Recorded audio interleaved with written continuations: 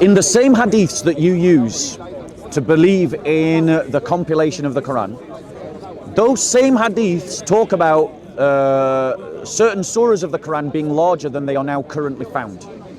Those same hadiths that talk about some surahs of the Quran being larger than they are now currently found also state that there used to be in the Quran a verse about stoning. And that stoning verse is now no longer found in the Quran. And that Muslims, the Muslim that recites this hadith is worried that the future Muslims will end up forgetting to do something that Allah has commanded them to do because it's no longer found in the Quran of his day.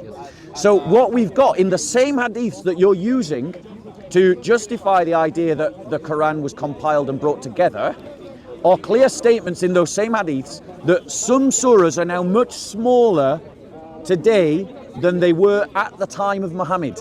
That means, right, assuming that these hadiths are true, that the Muslims of Muhammad's time had a different Quran to you today. Remember what you said earlier, though. You said earlier that you think hadiths were made up.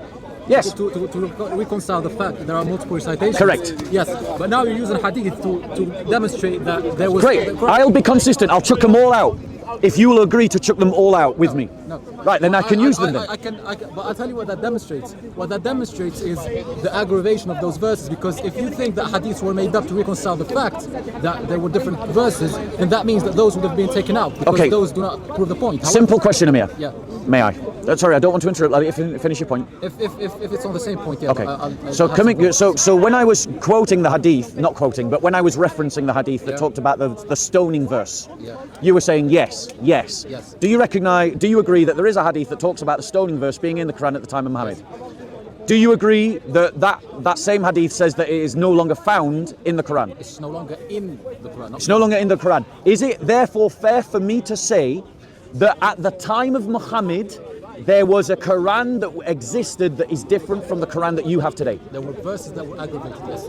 Right. So therefore, when I claim that your Quran today is not the Quran that Muhammad had, I'm not lying, am I? You're being imprecise. Did the Quran at Muhammad's time have the stoning verse? Yes. Does your aggravated in his time? Does your Quran today have that verse?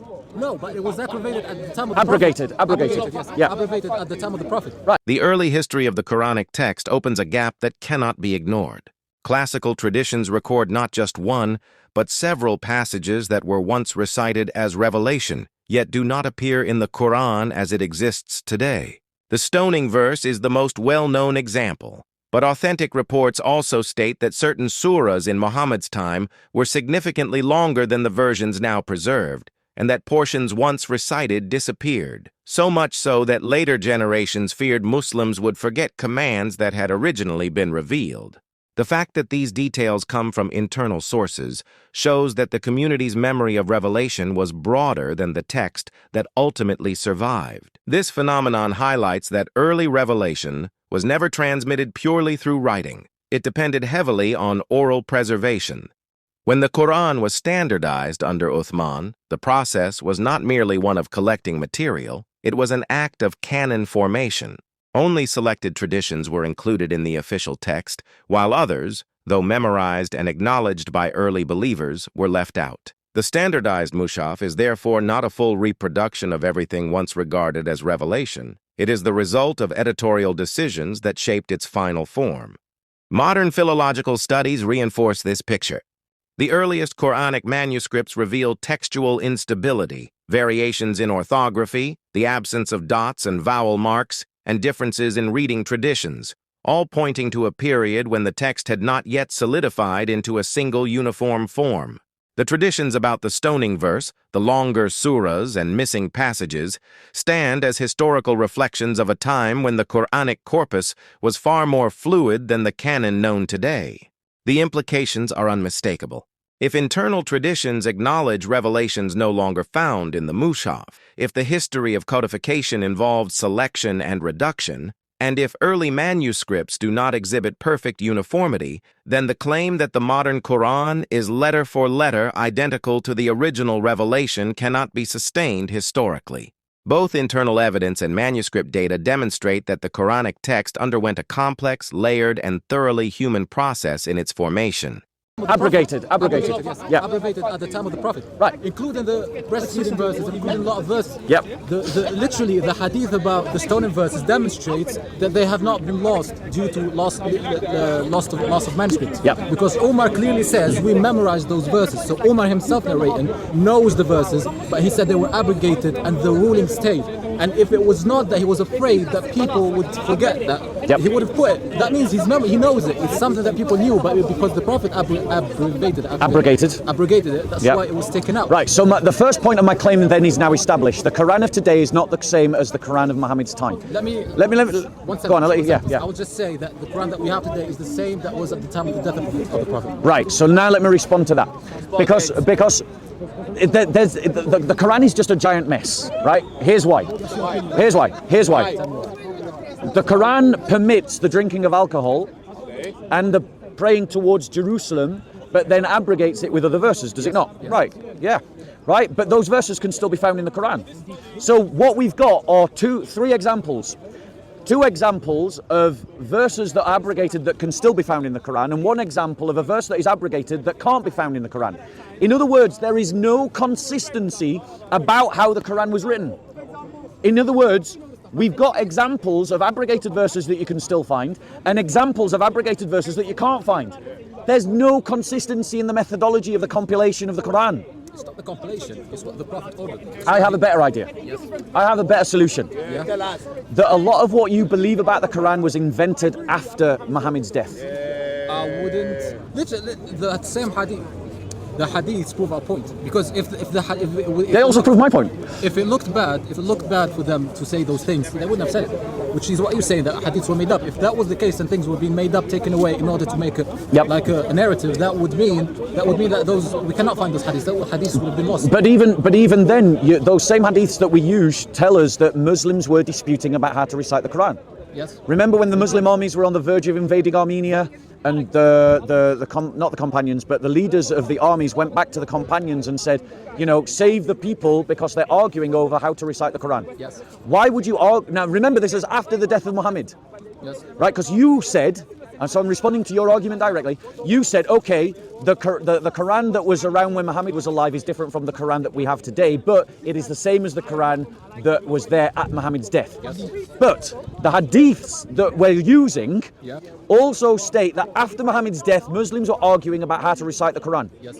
And they were falling out with one another. Islam was spreading. Right. So my point to you is, your own hadiths are saying that even after the death of Muhammad, Muslims were arguing about how to recite the Quran. That is why we go back to authoritative figures, because due to the large and quick spread of Islam, it was natural that these things would arise. That's why we go to authoritative figures such as Zayd, such as Uthman, and they're the ones who know, who has been there from the beginning, who understand these things, and the newbies who come newly into Islam and have some disputes and someone heard this and someone heard that.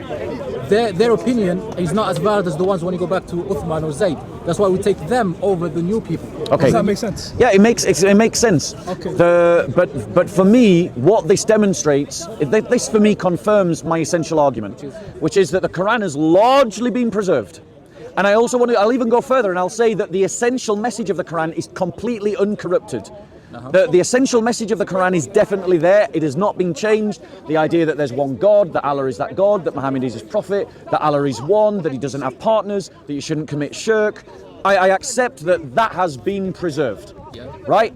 But the idea, the claim that Muslims make that the Quran has been perfectly preserved, for me, dot for dot, word for word, which is people like Zakir Naik, Shabia Ali, Ahmadidat, Mansour, Mohammed Ijab, Amir, all of these people that make that claim are wrong.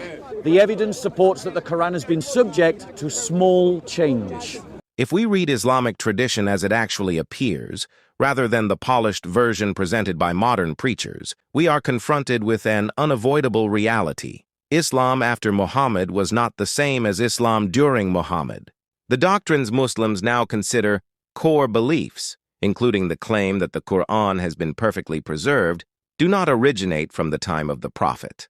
They arose later as theological adjustments made by a community that was expanding, fragmenting, and trying to hold itself together.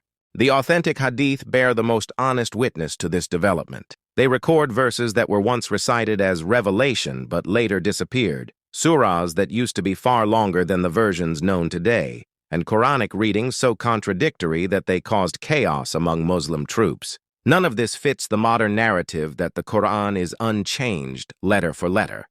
On the contrary, Islam's own internal tradition describes a community still debating what the Qur'an actually contained after the Prophet's death.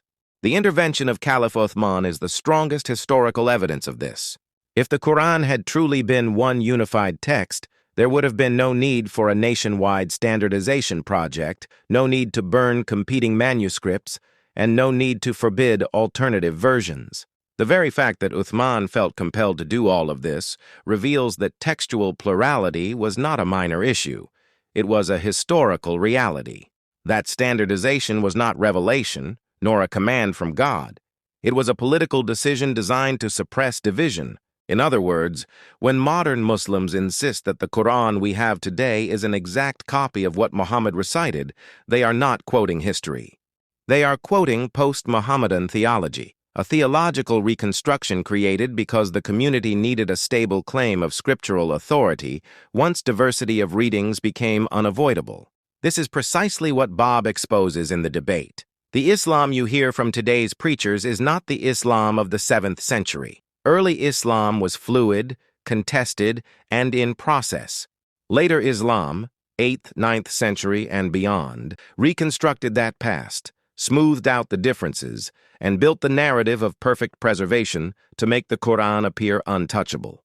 Christian apologetics does not need to invent accusations. It only needs to read Islam's own sources. When the internal record already admits to change, loss, conflict, and standardization, the doctrine of perfect preservation collapses under the weight of the very history Muslims themselves preserved.